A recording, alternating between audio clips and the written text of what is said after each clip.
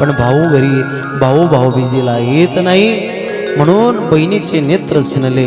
वाट पाहुणी नेत्र सिनले, सिनली माझी काया, आई बापाच्या